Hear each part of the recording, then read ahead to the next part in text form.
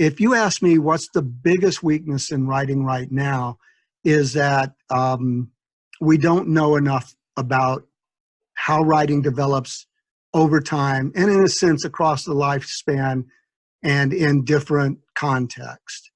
You know, what it means to people, what they do when they write, how they develop and their writing expertise, you know, kind of becomes more sophisticated and sharpened and expands across areas. We really don't have a good sense of this. And I actually think that this is one of the primary impediments to having better writing instruction. And so let me put two caveats on this, though.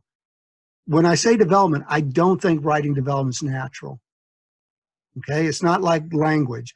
And I actually am not all that convinced that language development is fully natural as well. This is probably the most scaffolded experience you're going to ever see for like a baby in terms of acquiring language.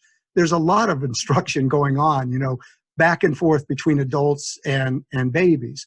So writing, you know, is even less so in terms of this. So we often don't know what kids can do. As an example, we started doing work on opinion writing with kids in 2nd and 3rd grade quite a long time before Common Core. And, you know, getting into schools to doing this was really hard because all they wanted to do was narrative.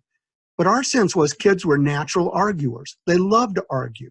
This was a nice way in which to kind of expand, you know, what was going on in terms of the use of writing in schools.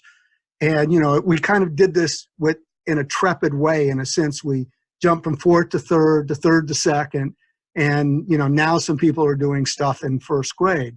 Well, you know, part of the problem was we didn't really have a sense of what kids could do at each age level.